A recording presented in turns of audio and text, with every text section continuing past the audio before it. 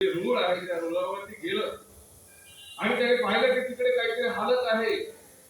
आणि म्हणून ते कुतूहलाने पाहण्यासाठी तिकडे पोहोचले तर पुढे बोर्ड लावला होता लावारीच लोक हात मत लगाव म्हणून ते थबकले थांबले आणि मग जेव्हा ते थांबले थबकले त्यावेळेस त्यांनी पाहिलं की आता थोड्या वेळात तिकडे ती पटरी हादरत आहे म्हणजेच गाडी आता भरधाव वेगाने येत आहे आणि ते हालत आहे आणि मोठमोठ्याने ते हालत आहे आणि ते ट्रेन जो आहे ट्रेन जोराने धावत येत आहे आणि ती धावणारी ट्रेन तिकडे येत आहे दिसू लागली आहे तेवढ्यामध्ये तिथे पोलीस पोहोचले आणि त्या पोलिसांनी ते उचललं आणि तेवढ्या काही क्षणामध्येच ती भरधाव धावणारी जी ट्रेन आहे ती त्या पटरीवरून निघून गेली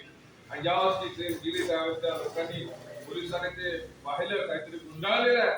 ते गुंडाळलेलं कापडातून बाहेर काढलं तर त्याच्यामध्ये नुकतंच जन्मलेलं बाळ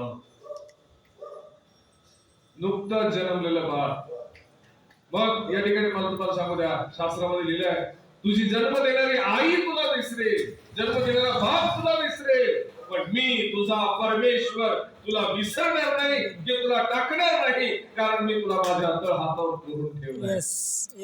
तळ हातावरच्या रेषा कुणाला पुसता येतील का? नाही. या तळ हातावर कोण प्रत्येकाच्या तळ हातावर काय रेषा आहे तो म्हणतो ह्या तळ हाताच्या प्रमाणे मी तुला सांभाळ. जीवनामध्ये एक गोष्ट लक्षात ठेवा किती काही प्रसंग असले जीवनामध्ये कोणी आपल्याला सोडून जावं कोणी कौतुक करो नाही करो शाबासकी देव ना देव माझा देव माझ्या बरोबर आहे बरोबर माझा निर्माण करता तो माझ्या बरोबर आहे त्याला माझी काळजी आहे आणि त्याचं हे अभिवचन आहे मी तुला तुझ्या आईच्या गर्भात असताना मी तुला सांभाळलं 43 काय किती 85 84 वर्ष मी तुला सांभाळलं आता तुझे केस पांढरे झाले मी वचनातून बोलतो तुम्हाला एकेरी बोलत नाही परमेश्वर बोलतोय तुझ्याशी पण या काळात सुद्धा मी तुला सांभाळेन काय तू माझं राहा आणि जसं हे अभिवचन त्यांच्यासाठी आहे तसंच अभिवचन आज खूप छान आहे म्हणून मला जाता निरोप घेताना मला सांगायचंय काय तुम्ही आपल्या जीवनामध्ये दुःखी आहात निराश आहात किंवा काही पोसत आहात मी एवढं केलं मी एवढं केलं एवढं कष्ट केले पण माझ्यासोबत कोणी चांगलं वागत नाही हा प्रश्न जर तुमच्या मनात असेल आज रात्री समजा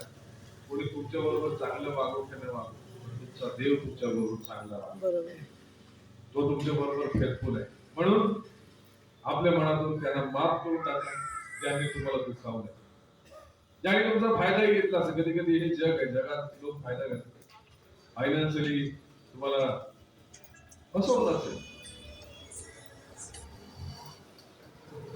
अनेक प्रकारच्या गोष्टी तुम्हाला दुःख दिलं असेल आणि त्या जखमा तुमच्या हृदयात असतील पण आज रात्री त्याला क्षमा करून टाका